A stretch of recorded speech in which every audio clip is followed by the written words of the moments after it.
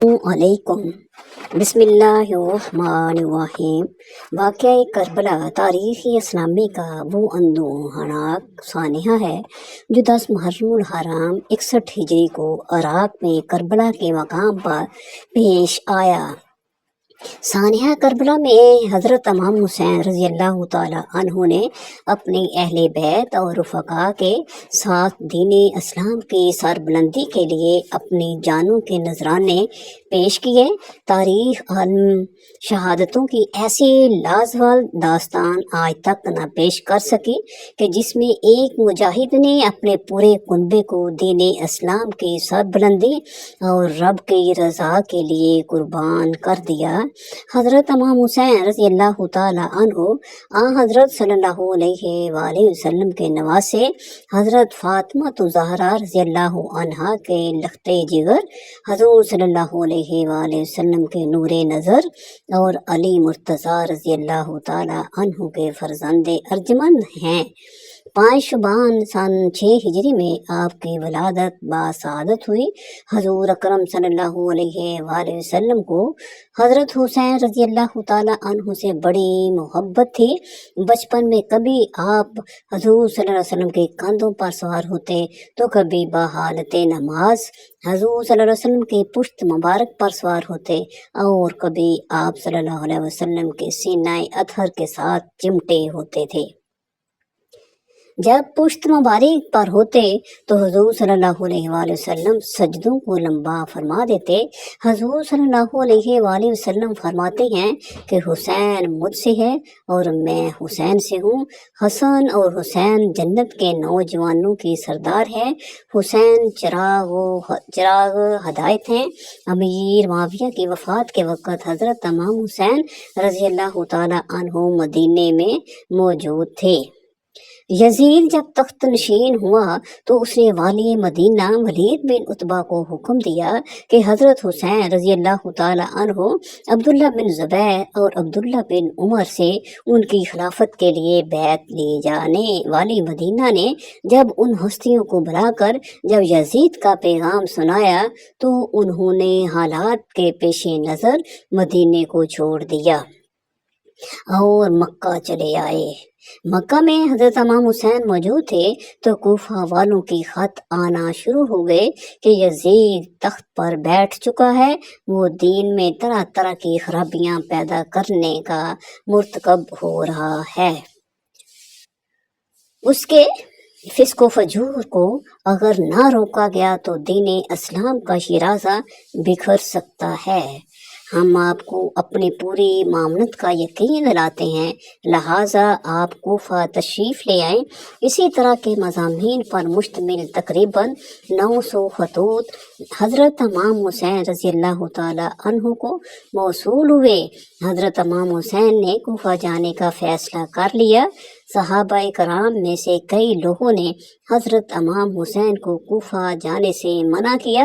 انہوں نے کہا کہ اس سے قبل بھی کوفہ والے آپ کے بھائی اور والد گرامی کے ساتھ دھوکہ کر چکے ہیں، ان سے کچھ بھی بعید نہیں۔ اب طے یہ پایا کہ حضرت امام حسین رضی اللہ عنہ نے مسلم بن عقیل کو، جو کہ ان کے چچا زاد بھائی ہیں، کوفہ بھیجا تاکہ وہ وہاں کے حالات کو دیکھیں اور لوگوں سے حضرت امام حسین کے لیے بیعت لیں اور حالات اور تمام صورت حال سے حضرت امام حسین کو آگاہ کریں۔ امام مسلم کوفہ کے لیے روانہ ہوئے۔ کوفہ پہنچ کر مسلم بن عقیل نے مختار کے گھر پناہ لی۔ بیعت شروع ہوئی تو تقریباً 12,000 کوفیوں نے آپ کے ہاتھ پر حضرت امام حسین کے لیے بیعت کی۔ مسلم بن عقیل نے حضرت امام حسین کو خط لکھا کہ حالات سازگار ہیں، فوراً تشریف لے آئیں۔ امام اپنے 72 اصحاب کو لے کر کوفے کی جانب روانہ ہوئے۔ امام کوفے کے لیے روانہ ہوئے تو ادھر کوفے کے حالات اچانک تبدیل ہو چکے تھے۔ مسلم بن عقیل کی بیعت کی خبر جب یزید تک پہنچی تو اس نے عبید اللہ بن زیاد کو کوفے کا ولی مقرر کیا۔ عبید اللہ بن زیاد ظالم ترین شخص تھا۔ اس نے کوفیوں کو ڈرایا دھمکایا اور کہا کہ جس نے بھی یزید کی بیعت توڑی تو میں کوڑے اور تلوار سے کام لوں گا۔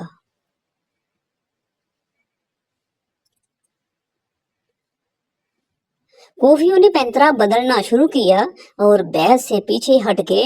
اس دوران امام مسلم اکیلے رہ گئے اور جاسوسوں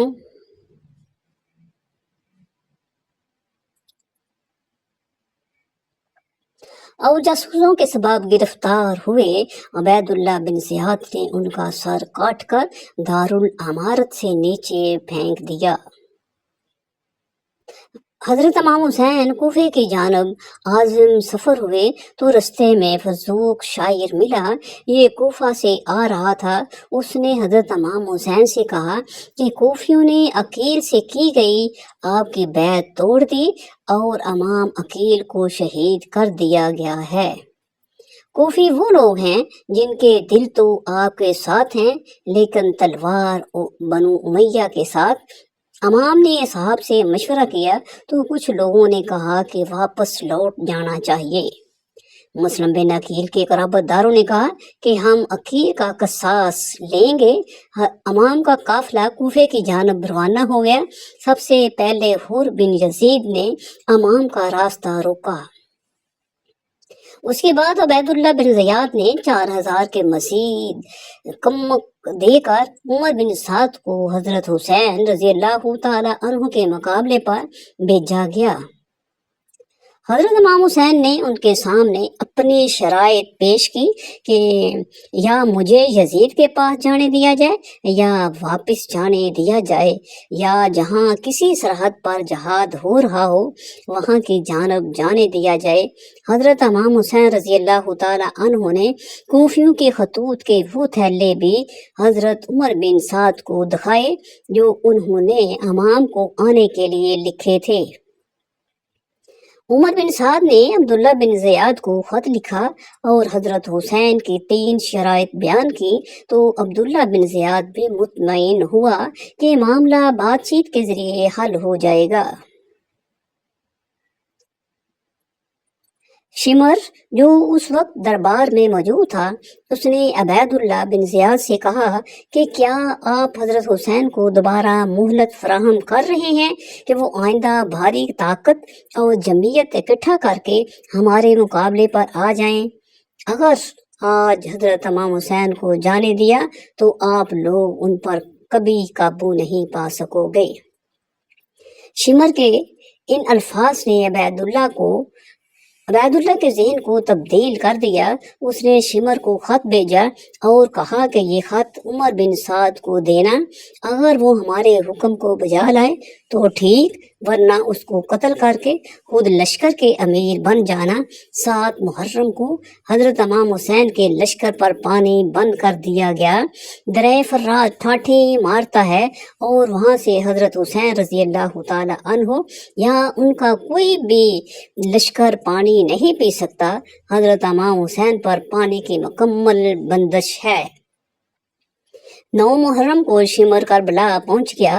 حضرت امام حسین کی کچھ دیر کے لیے آنکھ لگے تو اٹھ کر اپنی صاحبزادی حضرت زینب رضی اللہ عنہا سے کہا کہ مجھے خواب میں رسول اللہ صلی اللہ علیہ وسلم کی زیارت ہوتی ہے اور انہوں نے کہا ہے کہ تم ہم سے ملنے والے ہو۔ اس کے بعد حضرت امام حسین نے اپنے اصحاب کے سامنے ایک تقریر کی، ان کا شکریہ ادا کیا اور کہا کہ تم نے میرا بڑا ساتھ دیا ہے۔ یہ فوج میرے خون کی پیاسی ہے۔ میں حسین تمہیں یہ کہتا ہوں کہ تم لوگ رات کے اندھیرے میں واپس چلے جاؤ اور عورتوں بچوں کو بھی ساتھ لے کر چلے جاؤ۔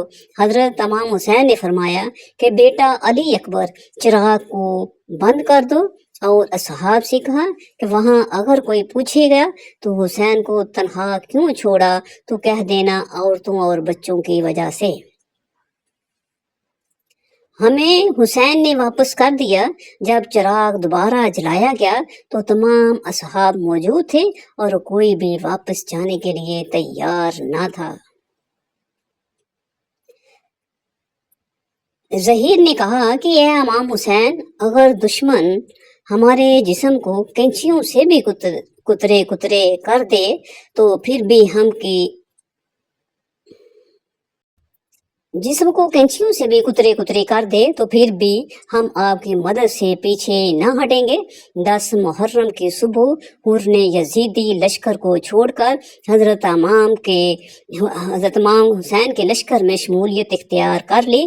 امام نے دشمن فوج کے سامنے خطبہ یا پہلے اہل بیت کے مناقب بیان کیے، پر اپنے بارے میں نبی کی احادیث بیان کی۔ فرمایا کہ ہم شباب اہل جنت ہیں، حضور صلی اللہ علیہ وآلہ وسلم کے نواسے اور بطول اور علی کی بیٹی ہیں۔ تمہارے لیے کسی طور پر بھی جائز نہیں کہ میرے خون سے اپنے ہاتھ رنگ دو۔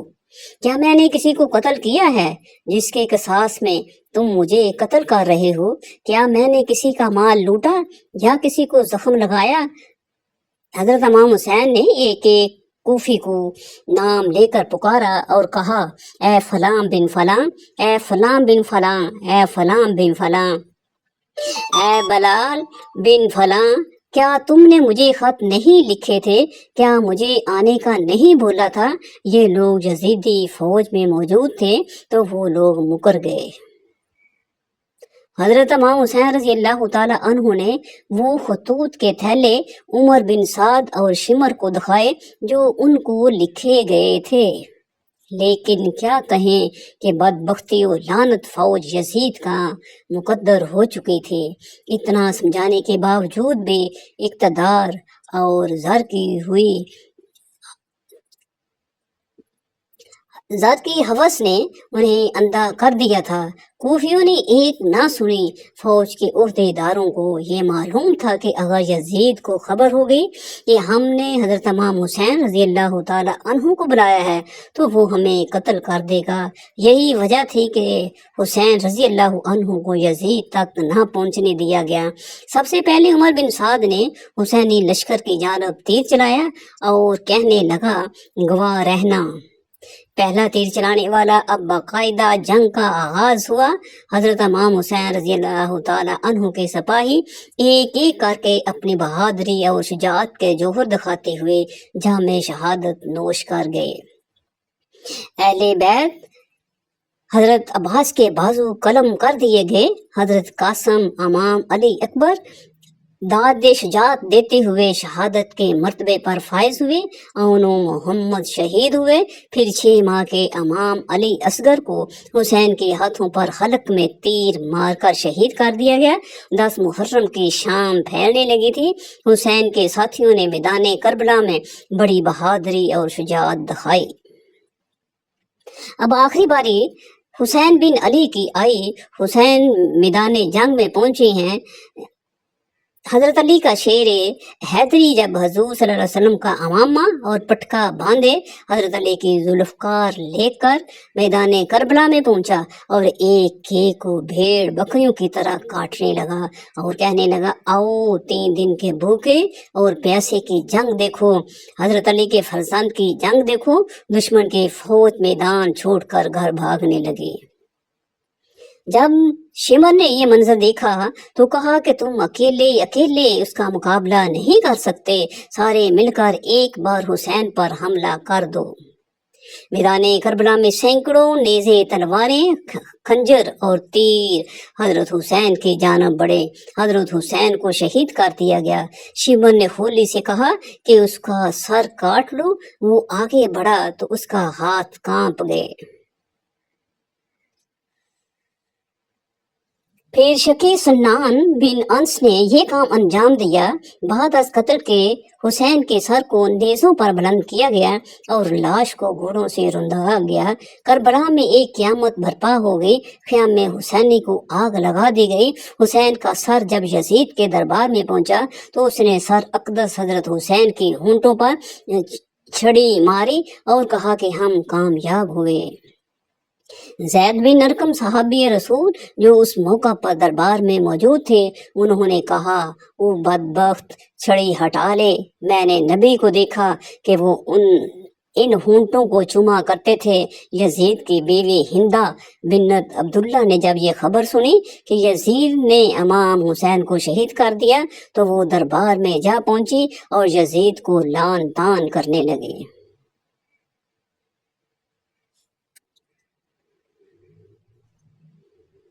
यजीद ने पैंतरा बदला गारत करे इब्ने ज़ियाद को कि उसने जल्दी जल्दी में हजरत इमाम हुसैन को कत्ल कर दिया। जब हजरत इमाम हुसैन रजी अल्लाह अन्हु का कटा सर लेकर करबला के मैदान में यजीद बादशाह हजरत हुसैन का सर काट कर दुश्मनों का लश्कर लेकर महल की तरफ चला। महल में एक फौजी ने यजीद के सामने हजरत हुसैन रजी अल्लाह ताला अन्हु का कटा हुआ सर रख दिया।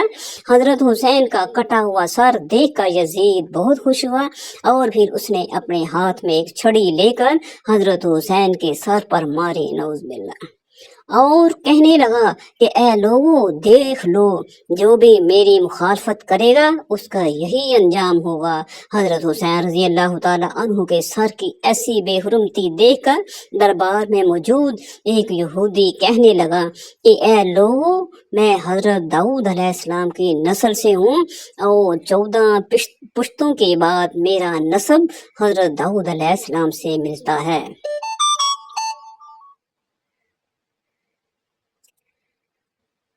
तो ऐ लोगों, मेरे और हजरत दाऊद अलैहिस्सलाम के बीच में 14 पुश्तों का फासला है, फिर भी मेरी कौम के लोग मेरी बहुत इज्जत करते हैं और एक तुम लोग हो कि अपने ही नबी के नवासे का सर काट दिया और आज दरबार में बैठकर उसके साथ ऐसी बेहुरमती कर रहे हो।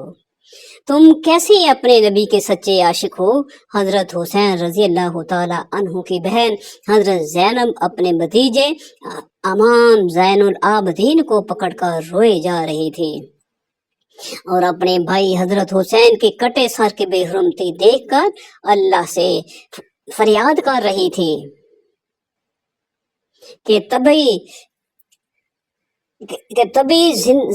यजीद ने हजरत ज़ैनुल आबदीन से कहा कि तुमने देख लिया है ना, तेरे बाप ने मेरी मुखालफत की तो अल्लाह ने उसका कैसा अंजाम लिया। उस पर हजरत ज़ैनुल आबदीन ने कुरान की एक आयत पढ़कर जवाब दिया कि ए यजीद, दुनिया में जो कुछ भी होता है सब मेरे अल्लाह के हुक्म से होता है। तो यजीद ने जवाब दिया कि ये सब कुछ तुम लोगों के ही करतूतों की वजह से हुआ है। और फिर यजीद ने हजरत ज़ैनब के हाथ में उनके भाई हजरत हुसैन का सर रखते हुए कहा कि अब तुम लोग इज्जत के साथ अपने घर मदीना जा सकते हो। और फिर हजरत ज़ैनब रोती हुई अपने घर वालों के साथ मदीना की तरफ चल निकली। हजरत ज़ैनब सारे रास्ते भर अपने भाई हजरत हुसैन का कटा सर देख देख कर रोती जा रही थी। आखिर ये लौटा हुआ काफिला कई दिनों के सफर के बाद मदीना पहुंचा।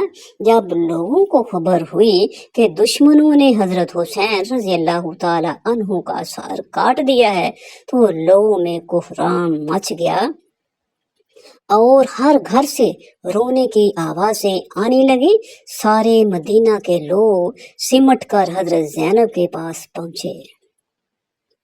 हजरत ज़ैनब बहुत खामोश थी, किसी से बात नहीं कर रही थी। हजरत हुसैन का कटा हुआ सर उनके हाथों में था और आंखों से आंसू जारी थे। अचानक हजरत ज़ैनब अपने भाई हुसैन का कटा हुआ सर लेकर अपने नाना हजूर सल्लल्लाहु अलैहि वसल्लम की कब्र की तरफ चल पड़ी। जब हजरत ज़ैनब हजूर सल्लल्लाहु अलैहि वसल्लम की कब्र पर पहुंची तो आंखों से बेख्तियार आंसू बहने लगे और फिर उन्होंने हजूर सल्लल्लाहु अलैहि वसल्लम की कब्र के पास हजरत हुसैन का कटा हुआ सर रखते हुए ऐसे अल्फाज कहे कि जिन्हें सुनकर सारे मदीना वाले रोने लगे। हजरत ज़ैनब रज़ियल्लाहु अन्हा ने हजूर सल्लल्लाहु अलैहि वसल्लम की कब्र के सामने खड़े होकर कहा कि ए मेरे नाना जान, काश के आप जिंदा होते तो देख लेते हैं। کہ دشمنوں نے آپ کے پیارے حضرت حسین کا کیا حال کیا ہے، اسے قتل کر دیے اور اس کے جسم پر گھوڑے دوڑا دیے، اور جب اس سے بھی دل نہ بھرا تو دشمنوں نے آپ کے پیارے حسین کا سر ہی کاٹ دیا۔ حضرت زینب اپنے نانا حضور صلی اللہ علیہ وآلہ وسلم کی قبر کے سامنے کھڑی فریاد کر رہی تھی اور آنکھوں سے مسلسل آنسو جاری تھے۔ مدینہ والے بھی سب پیچھے کھڑے حضرت زینب کے دکھ بھری فریاد سن کر رو رہے تھے۔ آخر شام ہوتے ہوتے حضرت حسین کا سر ان کی امی حضرت فاطمہ رضی اللہ تعالی عنہا کی قبر کے بغل میں دفن کر دیا گیا۔ جن لوگوں نے حضرت حسین کو اس بے دردی کے ساتھ قتل کیا تھا، اللہ نے ان سبھی لوگوں کو اسی دنیا میں سزا دی۔ کربلا کے میدان میں دشمنوں میں سے ایک آدمی جس کا نام ابن جوہر تھا، تو اس نے حضرت حسین رضی اللہ تعالی عنہ کو پکار کر انہیں گالیاں دیں اور برا بلا کہا، تو حضرت حسین نے اس کے لیے بد دعا کی اور کہا کہ اے ابن جویریہ، اللہ تیرے جسم کے ٹکڑے ٹکڑے کر دے۔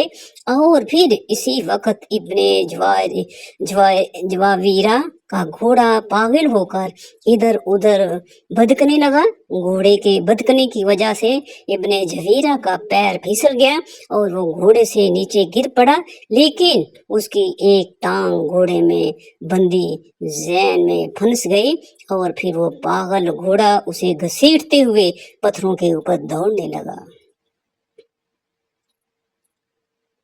وہ گھوڑا ابن جویرہ کو گھسیٹتا ہوا اتنی تیز سے دوڑ رہا تھا کہ پتھروں کی چوٹ سے ابن جویرہ کا جسم کٹ کٹ کر گرنے لگا اور آخر اس کا سارا جسم کٹ کر ختم ہو گیا۔ صرف اس کی وہ ٹانگ بچی جو اس گھوڑے کی ذہن میں پھنس گئی تھی۔ جس وقت کربلا کے میدان میں حضرت حسین رضی اللہ عنہ 3 دنوں کے پیاسے دریا کے کنارے بیٹھ کر پانی پینے جا رہے تھے، تو اسی وقت دشمنوں میں سے ایک آدمی جس کا نام ابن نمیر تھا، اس نے حضرت حسین کے منہ کی طرف ایک تیر چلایا اور وہ تیر سیدھا آ کر حضرت حسین کی گردن میں لگتا ہوا دوسری طرف نکل گیا، جس کی وجہ سے حضرت حسین پانی نہ پی سکے اور ان کی گردن سے خون بہنے لگا۔ تو حضرت حسین رضی اللہ تعالی عنہ نے ابن نمیر سے کہا کہ اے ظالم، جیسے تو نے مجھے پانی نہیں پینے دیا ہے، ایسے ہی اللہ تجھے ہمیشہ پیاسا رکھے گا۔ حضرت حسین کی اس بد دعا کا اس دشمن پر ایسا اثر ہوا کہ وہ چاہے جتنا پانی پی لیتا پھر بھی اس کی پیاس نہ بجھتی۔ آخر اسی دن شام کو اس نے اتنا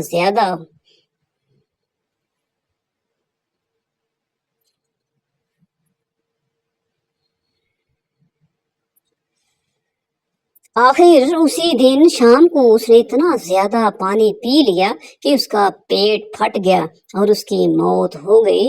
دشمنوں کا سردار ابن زیاد، جس نے حضرت حسین رضی اللہ تعالی عنہ کا سر کاٹنے کا حکم دیا تھا، اور اسی کے حکم پر فوجیوں نے حضرت امام حسین کا سر کاٹا تھا۔ تو ابن زیاد کا نوکر بیان کرتا ہے کہ جب ابن زیاد حضرت حسین کا سر کاٹ کر شام کو اپنے محل پہنچا تو میں بھی اس کے ساتھ تھا، تو جیسے ہی اس نے محل کے اندر قدم رکھا تو اچانک سامنے سے ایک آگ کا شعلہ اس کی طرف لپکا۔ قریب تھا کہ وہ آگ میرے سردار ابن زیاد کو جلا کر ختم کر دیتی، لیکن تبھی اچانک وہ آگ غائب ہو گئی۔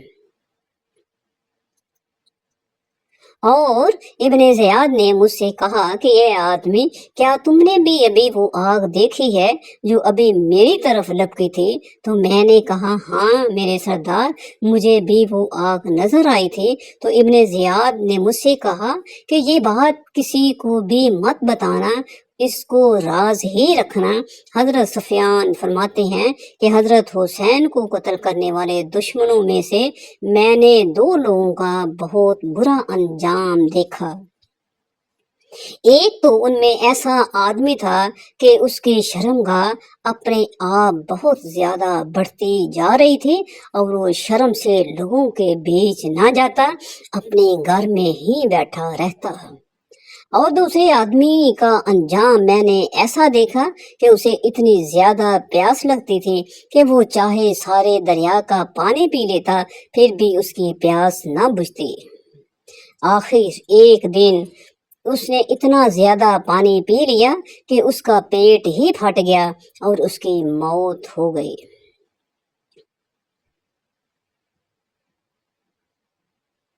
حضرت ابو قبیل فرماتے ہیں کہ کربلا کے میدان میں دوپہر کے وقت حضرت حسین کو شہید کیا گیا تھا۔